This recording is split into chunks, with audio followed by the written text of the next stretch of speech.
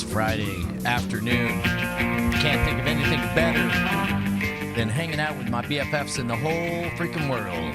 Having a little bit of a happy hour. How you doing, man? Yeah. Man, it's the end of the week. The end of the week. Yeah? That's all it's the end of? we're not sitting at the Winchester. It's also not the end of the world. No, I don't think so. Do you feel particularly apocalyptic today? Today was the day that I got to look Spectrum right in the face and say, "Not today, Spectrum. Guess who's bringing us one half of all of the internet connection that you are experiencing right now?" The answer, not Spectrum.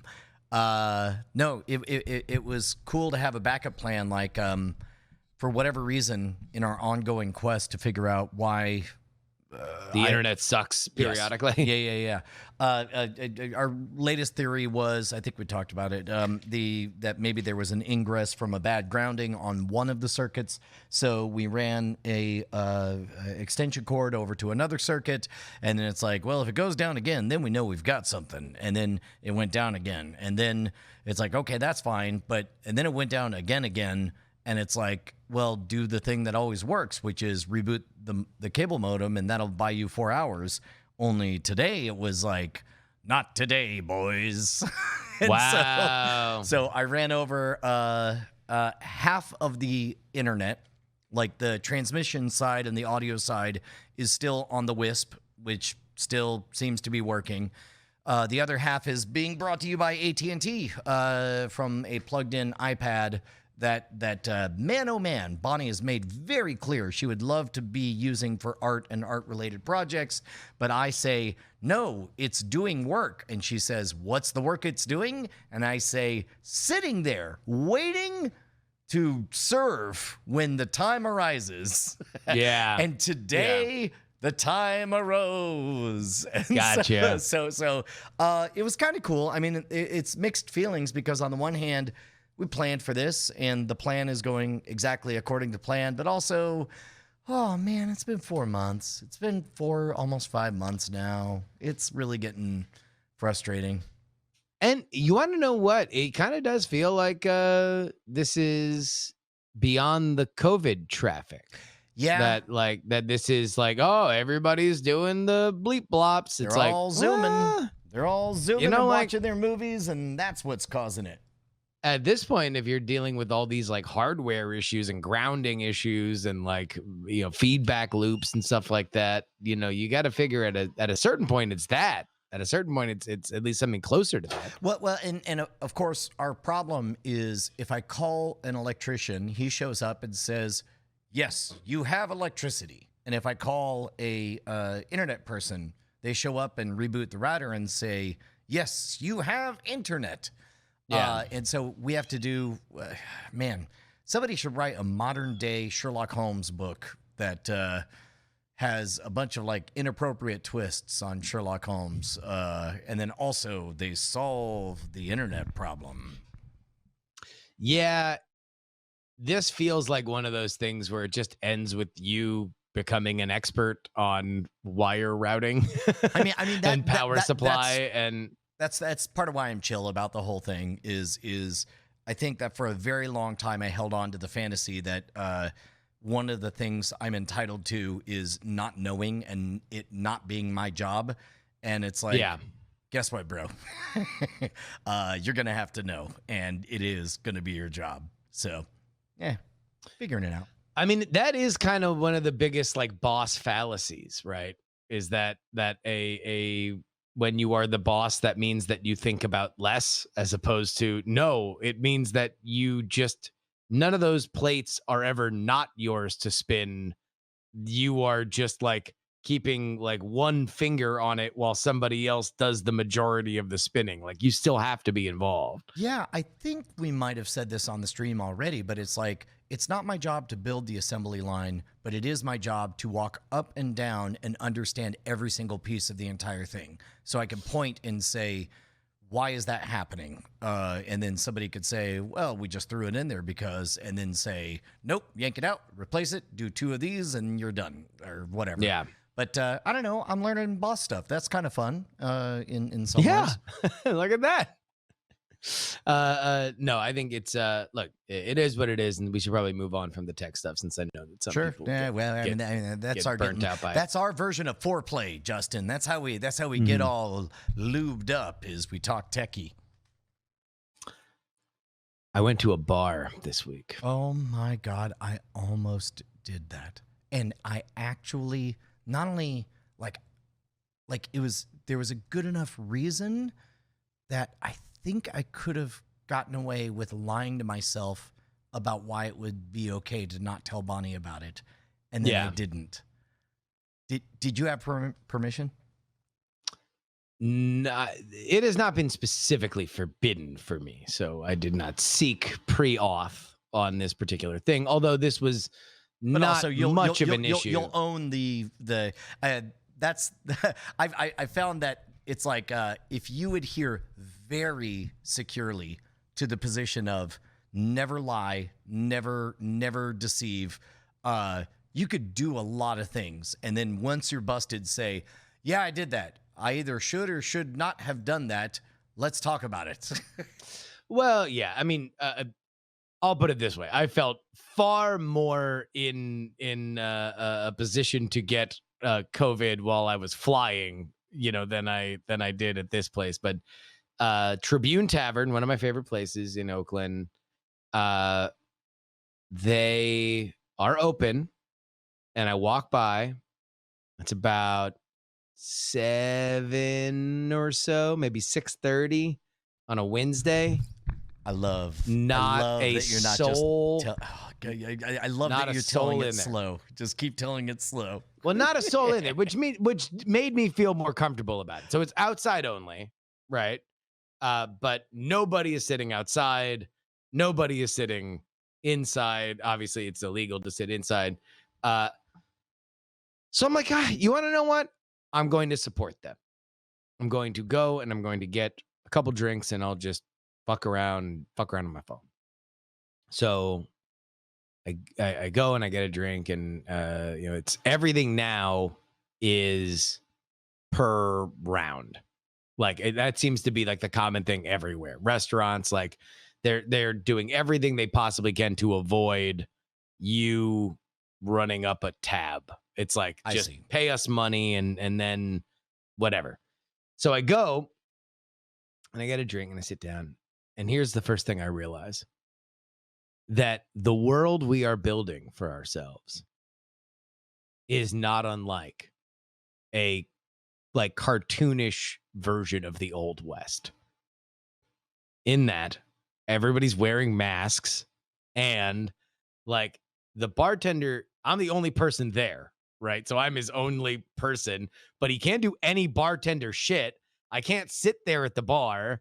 I can't, talking is... He can't make small talk. There's can't no hang small around talk you. to be made. Yeah. So here's all that happens. He walks about 10 feet from my table. I make eye contact with him. He makes eye contact with me. And we both just kind of solemnly nod. Yeah. And then that's it. And it's like, man, that might have been the coolest interaction I've had in fucking in any restaurant setting in a very, very, very long time. I was thinking about that earlier today, how of all the lifetimes to live, I managed to live a lifetime in which masks were generally neutral, then became a symbol of hate and awfulness, and to the point where laws were being made saying, "Thou shalt not wear a mask." And then at a flip of the switch, suddenly masks you're literally an immoral person if you're not wearing a mask. Yeah. I don't know. I'm not going to say if we live in the best timeline, but I think we might live in one of the more exciting ones and affluent ones. The most exciting would be, pick any war or terrible, the bubonic plague or whatever, but... Yeah, that would certainly be the most thrilling. Exciting, yeah.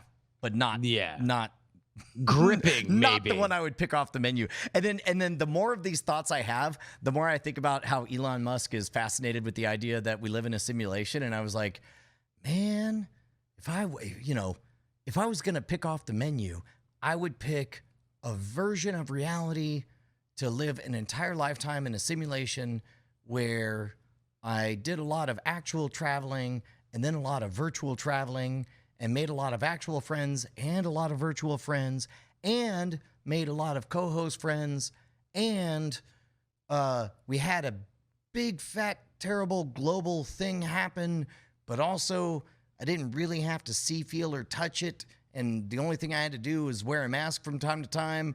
But most of my time was spent playing video games with my 12-year-old daughter. I mean, that seems like the lifetime I would pick off the menu.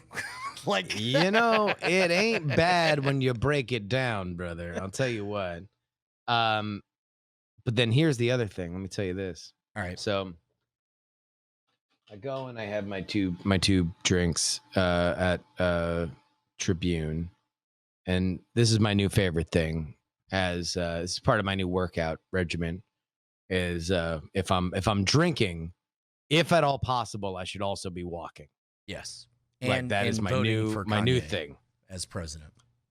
So I'm walk into another bar then they just have like their table like in the front, like just so you can order whatever you want or pick up your drivers can pick up their DoorDash order, that kind of shit.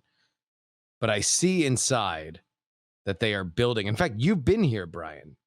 This was one of the bars that where the Great Peach Experiment happened. Yes, I think it was Peach Weekend, and it might have been one of the beginning places of us getting really serious about the dollar bets. Oh, that's great. But it's a bar called Luca's, and they are building. I literally just sent you what they are building via text. It's a picture of the Death Star. Oh, you know what? It has. I may or may not. Here, let me turn off Wi-Fi because. Yes. No. This is where we were. They put up a glass cage around those people. So, yeah, I mean, right now nobody's doing shit there, right? Yeah, like it's been fucking empty forever. But I guess they are this getting ready. This is the Peach future. Weekend. This was the Peach Weekend. Yeah. And so what they have put up is a bunch. It looks right now because the wood is like unfinished. I don't know if they're going to finish it, but it looks like an old timey like bank in like Wild West days, like that everyone's going to be coming in masks and eventually going up to what looks indistinguishable from a Wild West bank teller, and instead of telling them stick them up or putting in whatever gold bricks, they're just going to be getting IPAs. I got to be honest. Like, all of this is making me rethink whether or not it's a curse to say, "May you live in interesting times." And granted, the death toll is not great. In condolences to anybody who's losing somebody in this moment, but for the vast majority of humanity, this is just a strange moment where we're all just backing away and taking a moment to reflect or play games or read books or work from home or spend more time with family. Well, I mean, I think if you are in a financially secure position, there is a whole other side of this that correct, is correct. If you're, it is a tragedy if you are somebody who works in any form of service industry and suddenly, without any commensurate increase in your pay, you suddenly are doing hazard duty. I mean, that's awful. Well, yeah. I mean, I think that there's a lot of pain. There's a lot of pain, but amongst the pain, there is bizarre shit happening. Like, and I on one hand, it's like, I look at some of my favorite places that I'm used to seeing bustling, and I know what these rents are for these places down there, and I feel fucking terrible, and I want to support them however I can, and even if that's just fucking taking a walk every day and stopping by and just fucking paying $5.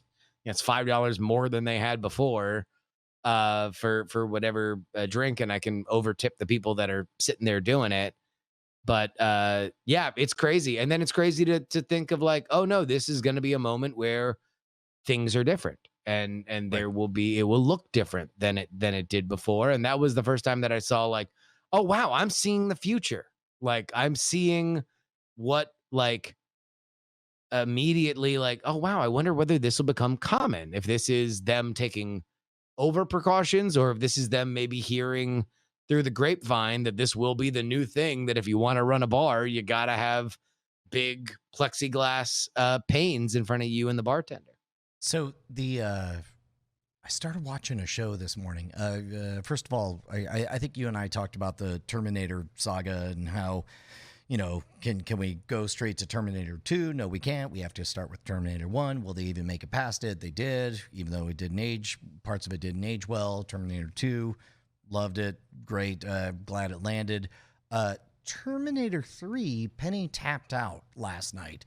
And Terminator 3 is kind of the spoilers ahead, by the way, if you care about the Terminator saga. Terminator 3 was a lot of fun because Josie had no idea what's going on. And Penny tapped out the moment they said, anyway, Judgment Day wasn't stopped. It was just moved to a later date. Look at me. I'm a loser dipshit, 20-something-year-old John Connor who knows a bunch of cool shit. But there are a couple of cool moments in Terminator 3, including, having a female Terminator who uses feminine wiles to achieve certain goals or whatever. But also the coolest moment, there are two coolest moments. One is when you find out that the T-800 sent to protect John Connor is the exact one who had just murdered him. Like, I don't know if you remember that part of the movie. Like, no, I do remember enjoying it. I remember I caught it on cable. I caught the final like hour on cable a couple months ago. Well, and the coolest moment is when you see both the Terminator and John Connor's future wife agree that what they need to do is get to Crystal Mountain. And then when they get there, you realize it's not to stop a goddamn thing. It's there. It's there so safe. they survive. Yes. Yeah. And like that was great. That was really dope. No, I love that ending. That ending was fucking awesome for T3. But this morning, I read an article, I want to say it was maybe on Forbes, talking about like, I'm going to misquote all of this, but like 1,500 votes for what's the best thing on Netflix. A whole bunch of them go to, winner by a mile is Stranger Things. Other things get a lot of votes. But out of 1,500 votes, 3 of them go to a show called, do you have any idea what I'm about to say? No. Maniac. Do you know anything about this show? The show Maniac, no. It's a Netflix original series starring a wonderfully subtle Jonah Hill. And oh, no. I have seen this. Wait, you watched it? Yeah, that's the one with the drug and Yeah. And what's her butt? And you, oh man, I want to say Emma Stone. Yes, Emma Stone. That's the one. Yes. Oh yeah, no, I loved Maniac. Maniac was fucking great. Okay, so I read the article and I was and I went around and I was like, I feel like a duty. So I walk around to Penny. I'm like, hey, don't know if it's good or bad. I know I'm going to start it. As always, just 5 minutes. If you dig it, great, whatever. And then I go and I wake Josie up, same thing. I'm 2.5 episodes in. Love it. I love it beyond words. Like the effort they put in to all of the super subtle world building in the background. Oh, yeah. There are, we've talked about this. There are some shows you could play Hearthstone during, and there's others that you're like actively punished for not paying full attention. This is one of those where you're actively punished for not paying full attention. It's great. Yeah, it's a great example of like magical realism, because like the drugs and the computer is not sci-fi. It's essentially different versions of magic, right? It's sci-fi, but it's spelled PSY-FI. Yeah, because like, this shit is happening in their mind, right? and it's such a great example of when I love those shows and how fucking easily you can slip into like a shitty Sci-Fi the Channel show, Right. where it's just like everything's about the MacGuffin and the thing that you need to do to put the and it's like, this is like, no. If you have the ability to do this kind of shit, what's the most interesting stuff you could do? And boy, does Maniac keep finding new ways that they can make their crazy world interesting, this crazy unfolding, like limitless world feel crazy and limitless and amazing. Well, at 2.5 episodes in, it's like it starts off. You see a bunch of stuff that feels crazy for the sake of being crazy. Like, you're in a crazy world. Is it his imagination or is this the world? Yeah. But at 2.5 episodes, to me, the transition was like in episode 1, there's a flyer that says, "Hey, man, please don't kick the poop bop." And it's like, the fuck is a poop bot? What is this? And then, Yeah. And then episode 2, you barely see a poop bot. And then episode 3, it's like, oh, no. Yeah, no, I understand. That's a functional thing that should belong in this world, et cetera, et cetera. Like, I'm starting to get cozy in this world. And I'm really, I don't know. I hope they land it because I'm enjoying it a lot. I loved it. I thought it landed great. I thought it was an amazing cast. I thought it was even better directed. The visuals are just so rich and tasty.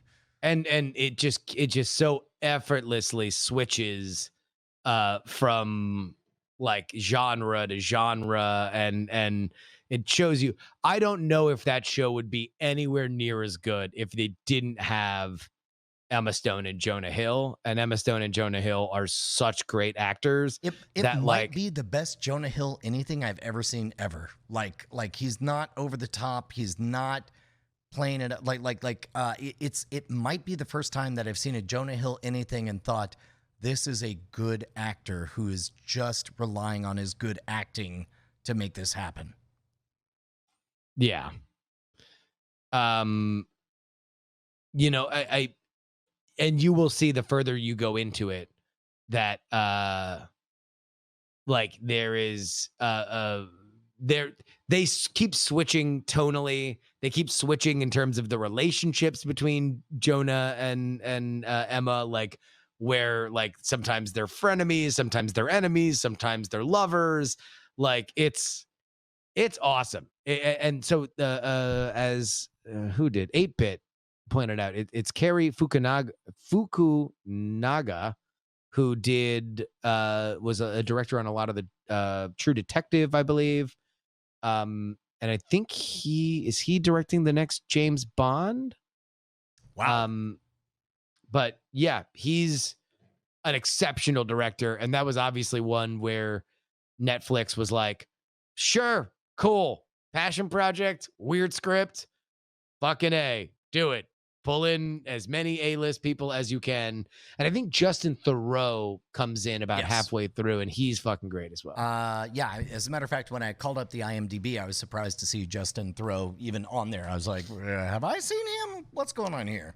No, that might be one where you want to tell the girls that some crazy stuff is happening, because you are introduced to him in a hilariously erotic scenario that I will only warn you about, only because you are watching it with your daughter. Sure. Speaking of which, just a quick check-in on The Last of Us. Definitely watched 2 CG player characters F-wording with my 12-year-old. Like there's some kind of charged moment and romance, and it's like, I'm just seeing tits and someone being taken from behind. And you know, and it's like, the trick is immediately label it. Like, just very loudly say, that's something I never thought I'd see in a video game. And then my 12-year-old says, yeah, wow. And then the scene is over. Man, so many so many. Yeah. Spoilers? You Was that no, so many no, spoilers? just you and your this thing, like that you are playing it with Josie, and Josie's loving it, and that is your connection, and I would never want to get it in any way between it, but it's odd, and it's odd that we are also a part of it in terms of the viewing audience as you bring us through step by step. I think part of it is a desire to make. I mean, our experience, yours and mine, was, figuring out how to fiddle a dial to see unscrambled cable porn or whatever, and everything being secret or whatever. And it's like, I don't, and along with that, for me, came years of guilt and confusion. I don't know about your side of things. I mean, but I want to spare my kids that and just say, yeah, this appears to be two adults, looks like they're doing it. Are they doing it too long for me to be comfortable watching it? Nope, it's over. Great. Okay, good. Can it be spared? I don't know because as you and I have talked about, like, everybody has some single moment that they're the most ashamed of. Everybody has some single moment they're the most afraid. Everybody has some single moment they're the most hurt. So everybody has some single moment that is the most emotionally painful moment of their lives. And maybe that's our problem as a society, is we run around trying to spare everybody else from our personal most ashamed, painful, whatever, humiliating moment. And in doing so, maybe cause it in everybody else. Yeah, it is a question that I do not know the answer to. I do know that there are ways that we can make things healthier. Like, for generations, it was thought that, like, fathers should not interact with their children, right? Like, because that is like allows a boy to become a man or something like that. Right. That obviously is probably not healthy. There's not a lot to be seen about. There's not a lot to prove there, but so I don't know, maybe there's but then again, how far do you go? Like, are you like, sit down, kids, we're gonna watch people fuck so it's not awkward? Right, exactly. It's like, let me show you. Oh, did you want to know how the birds and bees do it? Well, here, let me show you this tape. Wet, Wild, and Ready 7. Take a look. Yeah. So anyway, he's banging her from behind, which is good for this reason. Yeah, I mean, I think I remember a moment when I was a kid where my mom got me Pee-wee's Big Top Adventure, so the sequel to Big Adventure. Yeah, the one where he falls in love and kisses and stuff. Has an awakening. And so there is a simulated, and by that I mean like very, like, it's cartoonish in that it's like, whether it's, I think it is Pee-wee who's like in bed or kissing somebody or something, and like then you just see the like the fast motion, like a nut going on a screw and a train going into a tunnel and stuff like that. And my dad walked in, and my dad was like horrified that my mom was letting me watch this, and it turned into a big fucking fight. And of blah, course, blah, blah. there's no possible way she could have known that was the scene that was coming up. And beyond that, I had no idea what the fuck was happening. Like, I mean, like, even if I knew, even if like I was asked like, what's happening? They're having sex. Even if I said that, I don't know it. You don't know what that means. Like, it's all academic until you fucking get the equipment. I'm so glad that you're saying exactly that, because it's like Bonnie walks in periodically and sees us playing the game or whatever, and Callie is meanwhile playing like Roblox or whatever like, she's clearly disinterested. Every third word in this game is fuck. That word means nothing to Callie. Josie knows it, but she only knows it as a gross word that old people say and has no interest in saying it. Whereas to you and me, if our generation, the F word was a forbidden word, and that made it all the more attractive or whatever. So I don't know. It's I mean, crazy. it's still forbidden. Like Josie probably can't say it in school. Well, right? no, she doesn't. But she has no interest in saying it in front of me. I think she knows both. Well, but Penny and Josie know they can. What? I don't know. Penny's trying it on just a little bit. Size. I mean, no. I don't think that stays forever. I think that, because there was a moment in which, and I was in elementary school where I like never cursed. And I was like, I was proud of the fact that I never cursed. And then I just decided that's stupid. What am I winning? Like a prize for not cursing? And then I mean, there is a segment of society where you would win the moral high ground. Sure. And that's fine, right? Like but I wasn't even on that kind of meta level. I wasn't placing myself among society. I'm just a piece of flotsam in right. The sea of the universe, moving along and deciding exactly what trajectory I want to move at. But my point is that like again, none of this matters until you start having stakes, right? And you start seeing the consequences of your actions. Like that's just what it is.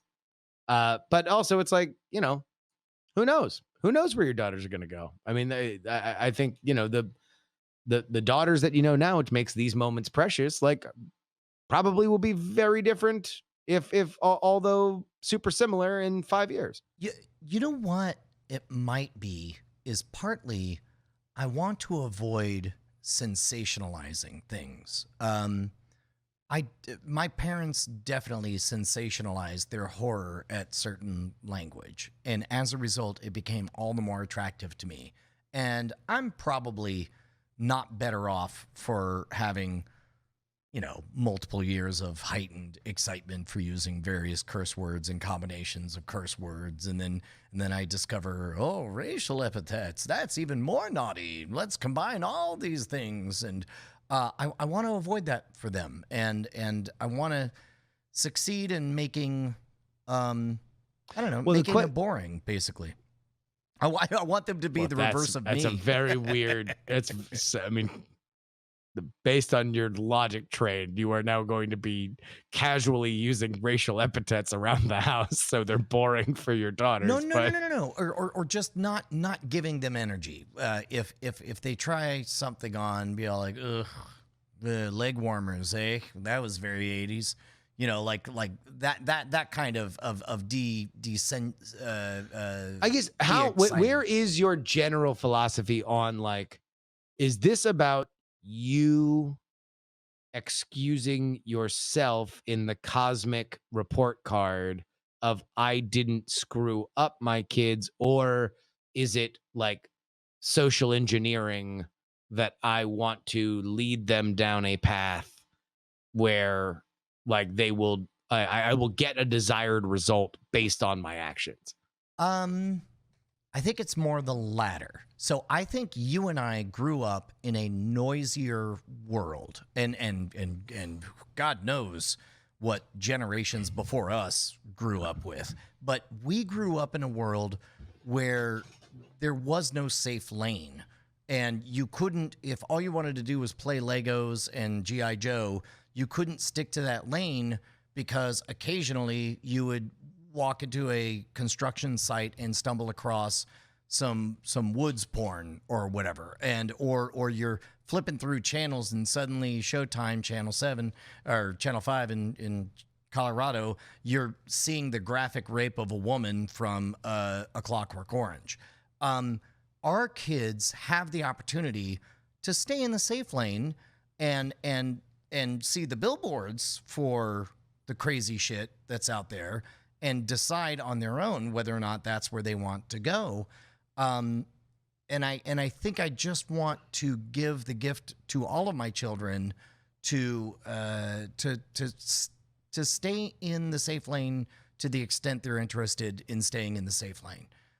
Whereas you and I, no, but this isn't that. you're saying in your metaphor, you're saying that you are making the billboards look specifically, the billboards for the Wilder stuff look specifically unappetizing to them, that you are trying to ward them off the wild No, stuff.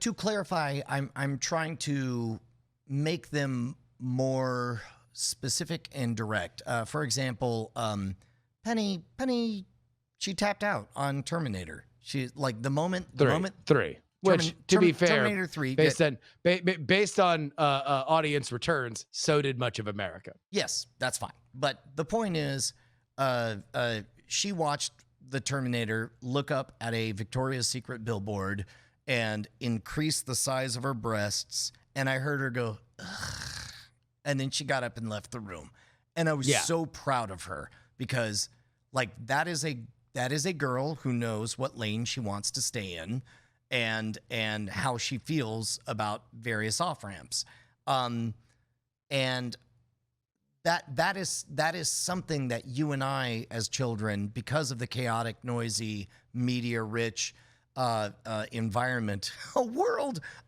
in which during our lifetimes in major motion picture theaters, Deep Throat was released. We were not granted the ability, I mean, but that, number one, I wasn't alive when Deep Throat was released, but 77. You weren't alive in 77?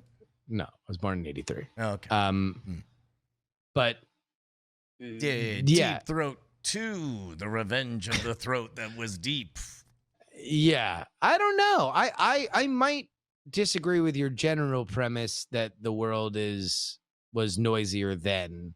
I think the world is broader now. You have an ability to walk different content paths, but I think it is almost certainly like when I was interested in porn, or if there were, in our metaphor of driving down the road, I see a billboard that there is a thing called porn, like, boy, was it a hassle to get my hands on it. Like, Well, and now I it would guess not be the case. that- Boy, was I happy when it wasn't the case on the internet. that I think that's my point is The drive, the hunt for it made me more excited for it. No, my point was, if when we were younger, if what we wanted to see was a naked woman, the odds, like nowadays, I suspect, and maybe I'm wrong on this, but if you type in, I would like to see a naked woman, you'll probably get a picture of a naked woman. And then hold on.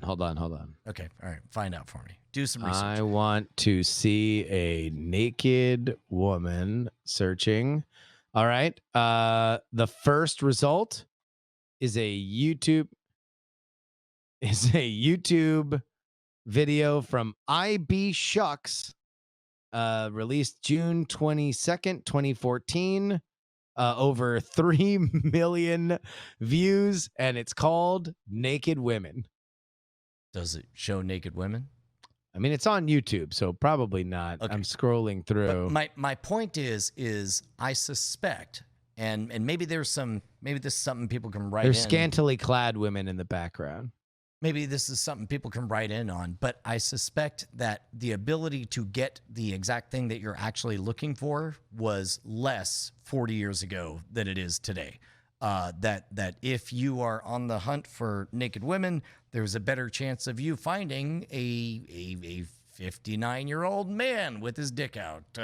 Although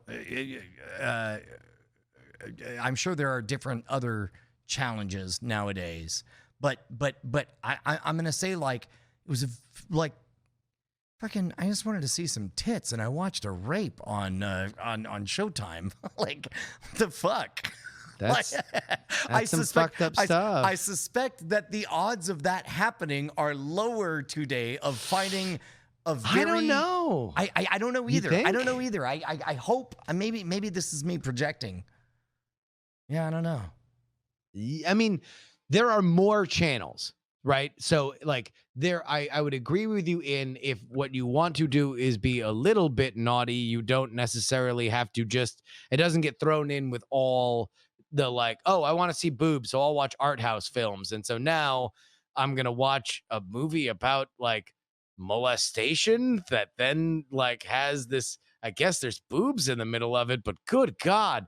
Like, but then again, that there would be an argument then to be like, no, it's better that you understand that there's a much broader context and you're not just seeing the candy women's bodies as objects kind of content. That even if it's scarring, it is better to understand that there is pain here, maybe even before you understand that there is pleasure. Yeah, I suppose what I'm hopeful for is that we live in a world where fidelity is a little more precise, and that you and that people don't get steered into confusing territory quite as easily as media was, because in a world where there were only 3 broadcast networks and there were only 3 MPAA ratings of G, PG, and R. Yeah. Or I guess X was there, yeah. but it's pretty hard to accidentally find yourself in psychologically. If I use the word damaging, that makes it sound like either of us are damaged. Confusing, psychologically confusing territory. I mean, but like the movie The Dungeon Master, other, a PG movie, The Dungeon Master, that stars the guy who played Bull on Night Court as the Dungeon Master, opens with a full frontal nudity, complete bush shot of a woman being dragged by her hair and forcibly raped. That's the first thing in this PG movie. Like, I am thankful that that there are more tools to keep to help people stay in the lane that they're comfortable with. But then let me ask you this: a question of agency. Okay. You do not have agency. You obviously feel that your sexual awakening or some of the images that you got were outside of what you wanted, and they were forced upon you. They felt and they appeared earlier than the prescription I would write my kids. Whatever. There we go. Yeah. Okay. But do you feel better or worse about yourself? And I'm not saying you, Brian, but does one, if that appears out of your hands, or if you were just clicking because you were indulging a bit of curiosity and then you show yourself something that is, you feel is, you can't get out of your head and shocking, and in the same way that you felt about those images when you were a kid. Do you feel better or worse if your agency brought you there or it was forced upon you? That's a really good question. And what it makes me think of is a moment of all movies. Do you remember the 1980s movie Colors about gang violence? And No. I think it starred the guy from Lonesome Dove. There was some moment that there were some titties or whatever, and in a moment of care, whoever's house I was at, his dad said, "Hey, would your mom absolutely hate it if you're watching this movie?" And I immediately lied and said no because I wanted to see them titties. Yeah. But at least there was enough of a sense of some human being felt like this was safe enough to be seen, that I wasn't in real danger, right? Yeah. And I feel like that role is occupied by more artificially intelligent beings now, in terms of rules and lanes, and like for as much as I hated the idea of the V chip in the 90s, I'm very thankful for it now, because I know that it's very easy for my kid to stay in their lane. And, even YouTube got the message by creating YouTube Kids, so that it's very, very hard to to take some kid related stuff. I don't know if I'm answering your question or not. Robert Duvall, that was the one. Yeah. Yeah. I mean, I don't think that there is an answer.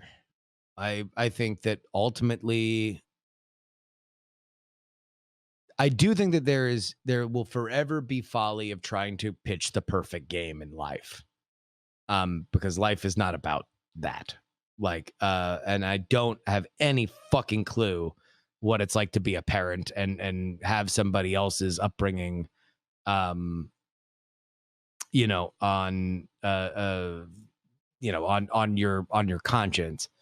But I do think that ultimately, all of us will memorialize our traumas. Like, I don't know anybody on this planet that I have met that was like, thank God I avoided and healthily dealt with all of my traumas. Well, and, Like, and and again, that's why I try to have as kind and inclusive an attitude as possible when it comes to people's grievances, is because, like, whether it is a literal world war or the greatest peacetime in history, everybody has a single most traumatizing moment, a single most sexual moment, a single most confusing moment, a single most, yeah. hurtful moment, and to all of us, they're all the same. Like, that's the definition of it. It's the most, and so what I want to do is, by playing, a mature level game like Last of Us with Josie, who seems to have a genuine appetite for, stuff gets more interesting when there's real danger or real stakes or a little bit of bitterness or a little, like she really dug. She hasn't seen all of the Rick and Morty's yet, but that combination of humor and real I mean, I stakes. think she also just really likes spending time with her dad. Well, and Like, that's the other thing, and yeah. and then when you get to a confusing moment like that, it's like, seems to me in general better that your dad can casually say, "Wow, those two definitely seem to be having sex out of desperation in a dangerous and difficult and emotionally challenging time. I'm going to bet there's problems. I'm going to bet there'll be consequences down the road, but I can understand why those moments exist." End of thing Dad said. Yeah, No, I mean, yeah, I think, yeah, your comment in the moment, I think, is, I don't know anybody who would say that, like, that wasn't a thing for you to do, right? I think if anything, it's like it's the process of going through it that some people might be like, oh wow, 13-year-old, huh? That's a pretty fucked up game. Like, the general consensus of adult reviewers is that it's like super fucking dark and fucked up. Yeah. But your relationship with Josie is your own. And when Josie is a fucking, like, amazing horror artist, she would, in a world where that happens, she would look back and say, oh my God, one of the first things that I ever remember, like, loving was Last of Us 2 that my dad played through with me. Like, uh, that's a special thing, man. That's a great moment. But it is an interesting question, an interesting kind of question about just sort of like humanity and where we see ourselves. To your point about, where people react to stuff, the way I always like to think of it is like, especially when you're dealing with like comments online, right? Mm. Wonder where in the sentence they are.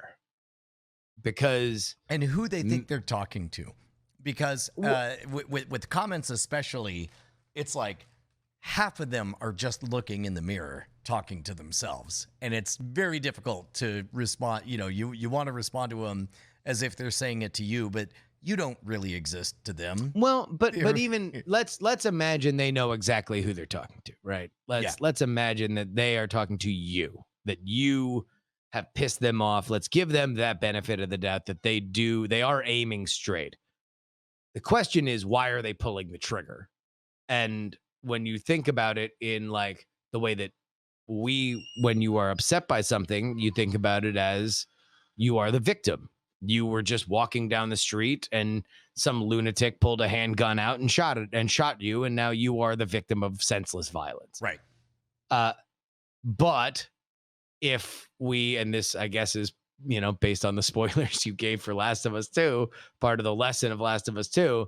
All right. But then let's say that they woke up this morning and their family was murdered, and the person who did it was wearing exactly your clothing, and they had just run around the corner, and you happened to walk wearing exactly what they were wearing and looking exactly like them. Could you understand them pulling the trigger? Now, that's not to say that everybody has a righteous reason to do it, but if we then dilute that and just say, yeah, like it's probably not about you. Like I think it was if JC. No, it might not have been JC Calhoun. Somebody else in the chat this morning on my stream, my politics stream. I was like talking about something, and there was just like a lot of like pushback even to words, right? Like when I was talking about like COVID deaths are going down, and it was like I don't remember this is the specific thing, but it was like deaths. Why are we only worrying about deaths? I mean, like they're like, oh no, I said, oh, we were making progress in the death curve, meaning that it was declining, Right. and then it was like progress, right? A bunch of people dying is progress, and I'm like, okay, who are you arguing with? Like, because I'm not trying to do that. You know me. Like, and it's like, oh, Trump supporters. And I'm like, and this is not a Trump stream. I'm not a Trump guy. Like, why are you yelling at me as if that were something that you wanted to yell at? And he just goes, my mom. This is like my mom. I'm yelling at my mom. And I'm like, I'm not your mom. All right. Like, but that dude has been getting into fights with his mom for probably years now. And so at he least is holding on at the to end. imaginary fights with his mom. He is at the end of that sentence. Right. That sentence, that whole predicate has always been written. And my philosophy on the internet is that whenever you read anything, assume, and this is maybe a life lesson, assume you're always reading the predicate. The subject for everybody's story is pre-written by the time that you get there, unless you know them really, really, really, really well. Jester, sorry. I don't mean to besmirch JC Calhoun. Oh man, there was a thought that I tried to park, but I might have lost it in exactly regards to that. People talking. Nope, it's gone. God damn it. Oh no, I got it back.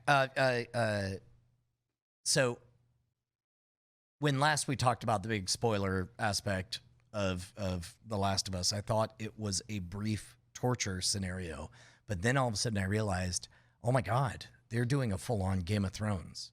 Like, and here's new spoilers. Wait, who is doing what? Naughty Dog Studios with The Last of Us Part 2. Oh, we're doing more spoilers? No. In fact, we're unspoiling, if anything. I mean, unless we're afraid to talk about Game of Thrones. I mean, really, all they're doing is, do you remember reading the books for Game of Thrones and getting to the first chapter that had the title of somebody who you thought was objectively awful and definitely a bad guy or girl? And then the more you read that chapter, the harder it was to feel like they were totally irrational in the things they did. Oh, sure. Yeah. I've never experienced. I had never experienced that in a book before Game of Thrones, and then I had never experienced it in a video game, and I think that's exactly what I'm experiencing right now with The Last of Us. It's really interesting. Yeah. Compelling villains are the best. The best villains are the ones that by the end of it, you can still hate their actions, but you can understand why they did it. Yeah. It's the best villains are the ones where you can absolutely love the first 99% of them. There's only 4 tweets that make him a villain. Exactly. 4 tweets short of a perfect person. Exactly, right? Okay, so we're wrapping up. I'm gonna watch the rest of Maniac, I think. Watch the rest of Maniac. Yeah, it's great. I'm watching Warrior Nun. Did you give it a try? I've not yet. No, Did- no, I'm did- still on. We are burning through Expanse. We're expanding our mind worthy here. of burning through. D- on Warrior Nun, did you ever have a love affair with Buffy the Vampire Slayer? I was never the biggest Buffy guy. Not to say that I ever watched through it. Of course, my interactions with Buffy were in even a pre DVD set era. So by the time that those came out, there were other rad television shows that I wanted to binge through. But no, I haven't gone through the Buffy stuff. But I've watched enough episodes of Buffy to know why it's great. I mean, or you could just watch Warrior Nun. It's Buffy. It's straight up Buffy. Yeah. Right on. All right. Well, we'll shut it down for the day. Thank you to everybody who joined us for a very strange, deep dive, philosophical, complicated talk about growing up in a chaotic world of media. Hell yeah, man. No, this is a good talk. Yeah, it This is a good was. chat. It was a good one. All right. Love you guys. We'll see you. See ya.